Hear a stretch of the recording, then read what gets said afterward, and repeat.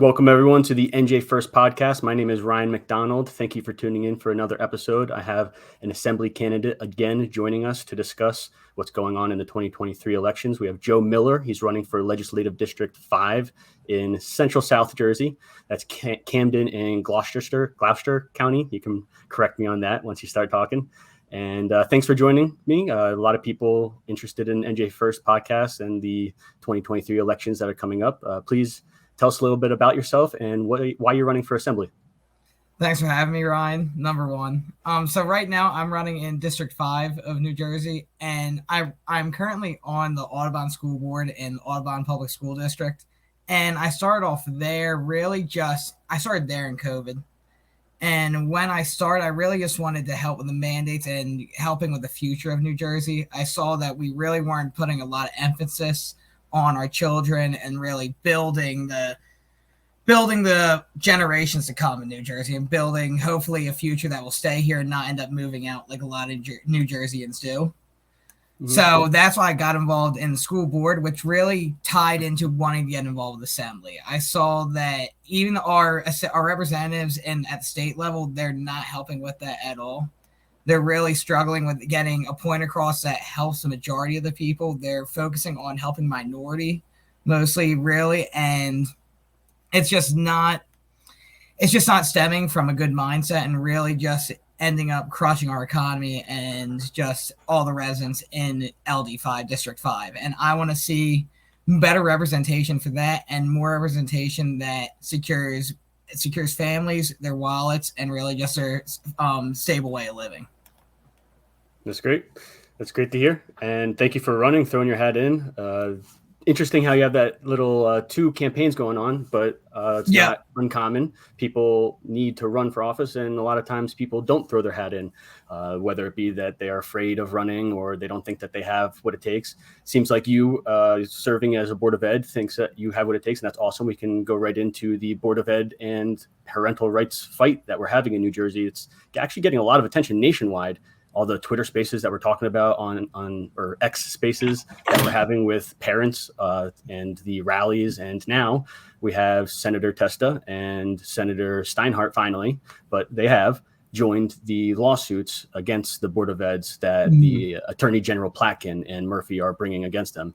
And just to clarify, that is the communication line between schools, teachers, and parents. So if a child is identifying as LGBT, that they can communicate that with the parent. And that is what the Murphy administration and Attorney General Platkin is suing them for. So I would love to hear your experience with the Board of Ed. Tell people why you would be a great parental rights advocate as an assemblyman, and just go off.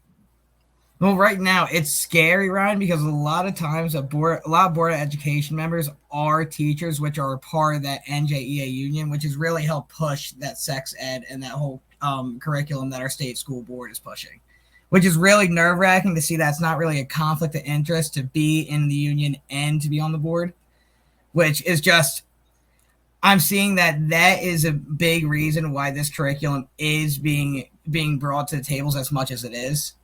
Mm-hmm. Because it really is up to the boards if that's implemented in their curriculum. If they don't want to place in the sex ed curriculum on where second graders are learning about on specific sex ed parts that shouldn't be taught until freshman year of high school at very least, the board can stop that. But it really is that a lot of these are union members that aren't doing so, and they're okay with this. They're okay with what Murphy's doing. They're okay with the state board. They're okay with that. So it's just getting rubber stamped and getting into place. So we need more people that are just common folks, just middle class, average day Americans that aren't a part of the union, don't have an agenda really deep down, and just want to see the future develop. But we just don't have that right now. Mm-hmm. At the state board, at our local boards, really some, but that's what we got to improve. I appreciate you saying that and touching on that. Myself being involved in New Jersey politics for so long, I wasn't aware that up here in North New Jersey, we have Senator Bucco Jr., Republican, and he gets a lot of donations from the NJEA. So just for viewers, that this tie, just like how you said with people with the unions and teachers, Board of Eds, it extends across all politics in all parties and all organizations. And The Board of Eds did push back. You're right. I think that's what you touched on, but it's very hard. Very small minority enclaves around New Jersey pushed back in the COVID pandemic, very small. And now we're finding them push back against the LGBT curriculums. They're facing being sued, I guess, right? Yeah, and during the COVID, they really did the pushback. A lot of them were afraid to even push back because at that point they were worried that grants, that funding would be taken away. Right. Because we're still seeing a lot of those schools are still getting, they were getting millions from the state. They were getting millions from the state for being locked down when literally there was no reason to be locked down.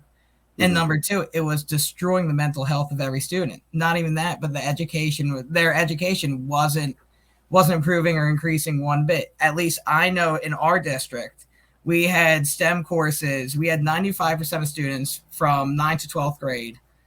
95% of them were undersatisfied, not up to par with the STEM courses. They just were not up to the state mandatory level, unfortunately, because of COVID and because of the state staying at home. And it's the Board of Eds can't go too far if they don't have support from their residents, their constituents. Down by you, is it overwhelmingly Democrat? Is it 50-50? Is it South Jersey? We'll talk about that in a little bit, but is it? Yeah, so Camden County is very blue. Camden County is pretty blue. Gloucester County, though, that one is pretty red. They have a red stronghold. They have two right now, Gloucester County commissioners that are Republican. And they're trying to build on that. They're trying to get more in Washington Township. They're trying to get some more Republican councilmen on there. We already have a few there. So right now, I mean, we got to build Camden County. That really is a main focus because right now it's like the Norcross Democrats. They have such a strong grip, and it's just hard to shake that. Well said. And the Board of Ed candidates are continuing to win. Like I said, the national attention is getting picked up wide. We could talk about this forever. I encourage people to join the X Spaces on Twitter, X, that Wake Up New Jersey. A lot of New Jersey parents are speaking on these with regional states that are touching us. But we don't have all the time today, and I want to pick your mind a little bit more and introduce you to NJ1ST podcast followers. And I'm interested in your university experience. I myself went to university here in New Jersey for political science, graduated 2015. And I would just love to hear how it was for you. I believe you went to Maine, right? Yeah, so mine was definitely so I went for political science, but I would say the political climate was definitely a little more different than it was down here, just because Maine is such a swing state. And I went during a time where it was Bruce Poliquin. He was running for office against Jared Golden, who he never ran for office, and he was running for Congress against him. And that was a huge race up there. And that's when I first really got involved. I started campaigning for Bruce Poliquin because he was a Republican incumbent. He was very, very well received there. However, it was just, they ended up getting more Democratic. Governor Janet Mills got elected there. She's fully Democrat as well. So it's just, they're kind of, it's a little more swingy. I know right now they're getting more red as well because you have State Senate Eric Brakey there. He's in the State Senate right now, and he's actually doing pretty well, bringing more conservative values back to the state. But when I was there, it was really getting more Democratic, even though I was more involved with the Republican Party still. I was still in the UMaine College Republicans. I was actually on the UMaine government as a senator. So it was really just getting involved in it was more competitive than it is down here, but down here we can make it that competitive. It's not, I don't see it as impossible because I saw a change happening while I was there. We can bring that change here. Interesting. I looked up the state legislature for Maine, and it's pretty almost identical to New Jersey, but I'm sure the ideology differs I know the ideology differs in every state with different demographic, different people. And it's weird because the districts are so odd too. There's only the two congressional districts, and it's like one is, so I think I may have it backwards. One is such a big portion of it, and then two is just basically Portland, or it's vice versa, literally. And Portland is where you'll pick up all the Democrat votes, but it's so populated compared to the rest of the state that it can almost overbalance it. And thank you for that. And myself, 2015, I graduated. So I went to school 2011 to 2015, went through that whole critical race theory here in Rutgers, Newark, New Jersey, Kane University, Elizabeth, New Jersey. but you're born and raised here. You Yeah. just went out of state for school and came back. That is what we need. Yeah, graduated high school 2015 and graduated from UMaine in 2020. Awesome. And so I myself have been doing NJ1ST podcast for NJ1ST for 5 years, been involved very heavily, been all over the state, down South Jersey as well. But before we get into another topic, the cultural Marxism and communism was 100% on my campus in 2015. Even the neocons, right? Was that up in Maine as well? Is there blatant Marxism, people who are speaking free speech, but supporting communism on campuses, even in Maine? Is it not as a minority? I would say I didn't have a lot of interference like that with the students, more as with the professors. Really, there were a lot, because I also minored in sociology when I was up there. So a lot of the sociology professors were pretty liberal. And I remember there was one where I had a sociology class. It was in violence and terrorism, or crime. It was in crime, violence, and terrorism. And I wrote an article on how I felt that police brutality is improving. Like, it's not as bad. Like, it is improving in the country. Like, it is not as prevalent. You would not believe that she basically just wanted to flunk me because of that. Damn. So it's basically because. But it wasn't even the students, though. It was the professors that really you have to just listen to this, do this, and I'll pass you. But did you notice if any of them their alumnus was Columbia University? Did that ever come up as a trend? I mean, I think there was one. It was Horatios Markides. It was Professor Horatios Markides. This Greek professor, and I'm pretty sure he went to Columbia, actually. But a lot of them were from that area. For Rutgers, Newark, all the liberal Marxist professors, all of them, you had to be to Columbia. I know, it's just interesting. It was interesting. And I had something else I want to ask with that, but we can leave it there because I can speak on the university stuff for a long time. Oh, yeah. And we can move on to South Jersey conservatism, because in New Jersey, for politics, I'm up in Northwest New Jersey, so Sussex and Warren. I'm from Warren. And we have our conservative values up here. I myself don't call myself a conservative. I never identified that way. I'm involved in politics independently, but it exists up here. There's 3-1 Republicans to Democrats in Warren County, for example. But statewide, South Jersey always got that title as South Jersey conservatives. That's where the conservative vote comes from in New Jersey. It's down in South Jersey. And that's where I started my journey with NJ1ST, basically looking for those Trump supporters, those conservatives down in South Jersey. And basically what it came to be was just like every other ideology, a no true Scotsman fallacy. Everybody's saying that they're more conservative than the other, a purity test. It happens with libertarians, happens with liberals, but it exists down in South Jersey. So there is a strong Republican sentiment, whether it be populists, libertarian, classical liberal, and they all identify as conservative. That's why it has the South Jersey conservative mantra. And I don't want to nitpick on Jeff Andrew Blue Dog Democrats or New Jersey Constitutional Republicans or anything of the experience that I've went through. But I want to appreciate yourself. You identify as a South Jersey conservative, correct? Correct. Yep. 100%.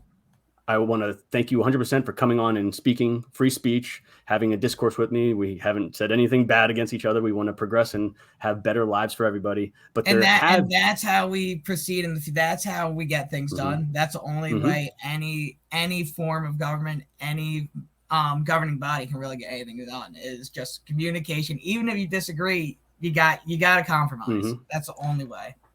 But also you got to speak face to face and talk to one another. We were not going to get anywhere unless we talk. And just last week, I mean, even up here in North New Jersey, the conservatives, the Republican conservatives, such as Nick D'Agostino of Sussex, will slander myself, someone who's completely public and has been in this for so long, as a white nationalist. Or down in Camden County by you guys, I've had just the same with Nicholas Macharsky slandering me for years, trying to get me to run away, stop doing what I'm doing, and helping Republicans. I'm helping Republicans. I don't consider myself conservative. And I really want people who are listening and watching all the interviews that I'm doing to understand that Joe Miller is someone who is going to come on and speak across the aisle, was someone who is worthy of being representative. He has cojones. He's got valor, has honor. And I really want to appreciate that. And I want you to tell us what you see as a South Jersey conservative and what you want people to remember and know you as. In a state like New Jersey, that's really the only way. That's the only way Republicans can get their voice heard, is if they can reach across the aisle, because Democrats aren't going to. They're seeing us as a little more stubborn and a little more strong-hearted and not willing to do so. But if you can just be more moderate with just being able to communicate with them, just having that a little bit New Jersey mindset, not understanding that we're not so deep south, that we're not in a state like Texas where you can't really win on such deep conservative.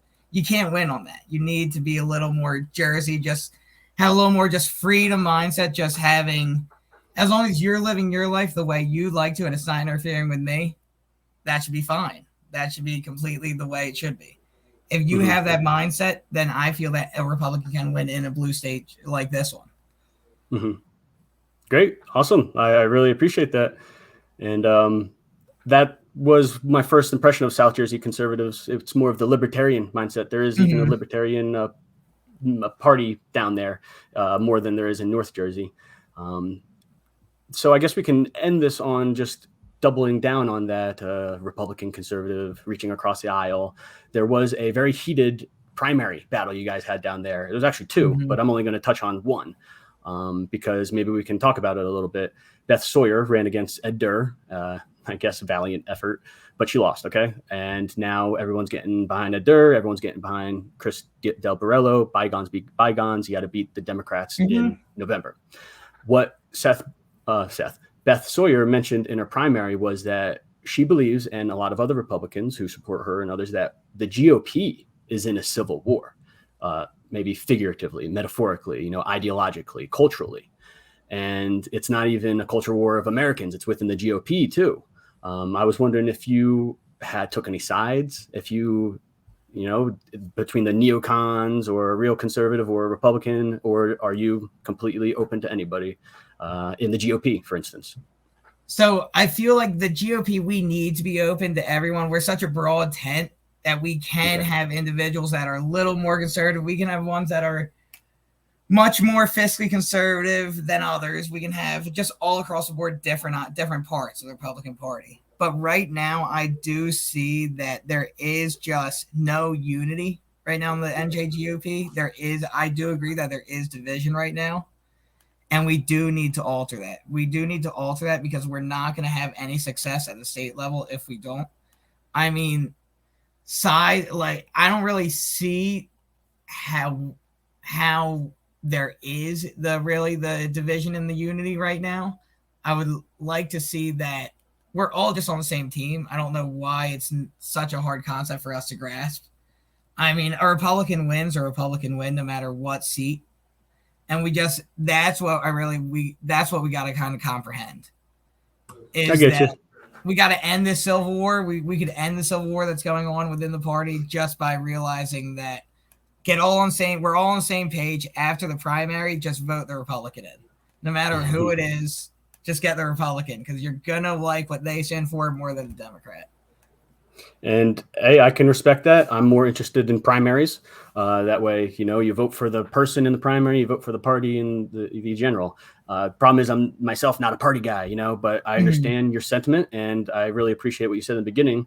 A lot of people hate that big tent. I myself do not like that big tent, but I understand if you're a party, if you're an organization, I mean, you can't do anything other than that. And then you vet people once they're within, and then you have power struggles ensue.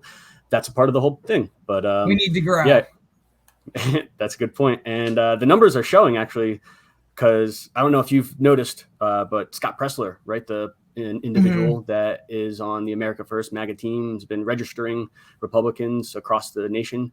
He's being blackballed, shunned by the GOP chairwoman, Ronna Romney McDaniels. And we need more people like him to get involved with registering people. And it's showing in New Jersey and Pennsylvania that the deficit, right? More Republicans are being registered and less Democrats are leaving. And he was actually here. He was in Camden County about probably like a month ago, and that's what he was discussing. So I went and discussed with him and everything, and he was talking about how in our cities like Camden and like Newark, that's where we got to go. That's where, because we're afraid as in we know we're not gonna get the votes, but why? We need to just go and get the people registered and get the vote. We're not going to get it if we're just have that mindset that it's not even worth the effort. And that's what really stuck with me. Like his sentiment, that's what really stuck with my mind. Cool. And you could probably give me some good insights because I'm North Jersey and I've been down to South Jersey, but it's hard to understand all this about the Norcross aspect. And up here in North New Jersey, we got the Bill Pascrell Jr. is a dinosaur. Billy Pepe, we hope he beats him. But it would be nice if someone beat Donald Norcross just because of the power he has. Now, what I've noticed is his ideology, how he runs his campaign, a union man, the first ever electrician elected to Congress or something like that. Down there in Norcross, is there anybody who could take him on, or do we have to just wait for him to the party for themselves to get rid of Donald Norcross? Well, it's scary because since he is so big in the unions, the way they get the votes and the volunteers is pretty scary because they could just, in a sense, the Democratic Party down here will be like, okay, you got to go volunteer for us or vote for us or you're going to lose your job or you won't be in the unions. Like, so it's more of threatening and blackmailing for the vote than anything. Is that I see the Norcross is doing. I mean, that, and along with he's just funded by so much from his brother George, who's not even in the state anymore. Yes, his brother George moved to Florida last 2 months ago, but still, I promise you, he's still going to be sending him checks to help with the Democratic Party. It's the whole money and corruption within that family that we just got to cut off.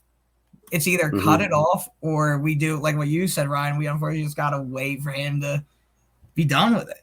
It's one or the other, sadly.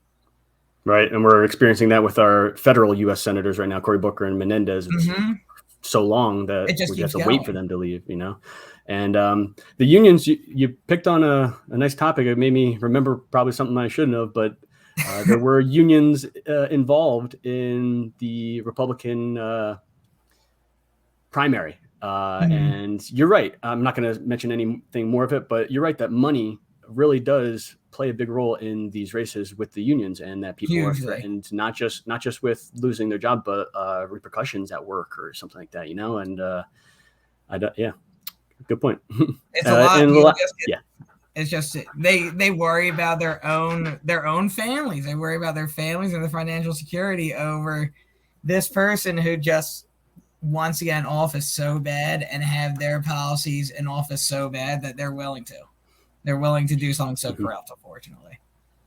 And just to finish up, if you were elected as assemblyman, is there any legislation you plan on bringing with you, or is there anyone you're excited to work with, or any bills that you know that are in the works that you'd be interested in sponsoring?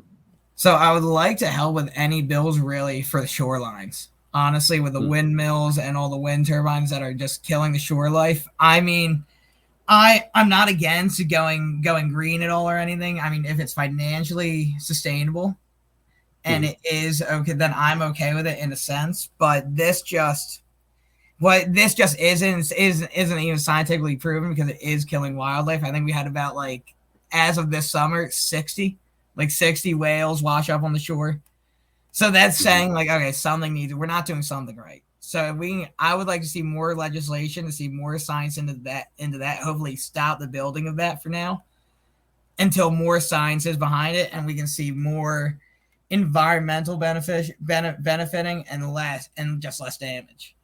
But that would be one I would be behind. Cool, great. And is there anything else you'd like to say before we wrap up? Anything you want to get our viewers to know before we give your information?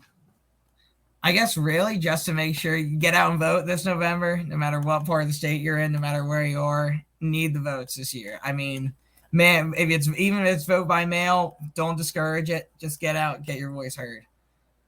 Great. And thank you for joining me, Joe Miller, Legislative District 5, running for Assembly down in central South Jersey, Camden area. And You can follow me at Ryan McDonald USA, at NJ1ST, the NJ1ST podcast on YouTube and Rumble. And Joe, where can we find you? I believe you're running with Yolanda Pagan as well, right? Yeah, Yolanda Pagan is my running mate, and it's Facebook. You can just search up Miller and Pagan for State Assembly. Great, right on Facebook. Awesome. Thank you for joining me, and hope to have you back on, and hope we can help you get over that finish line. Thanks for joining me, and see you later, guys. Thanks for having me, Ryan.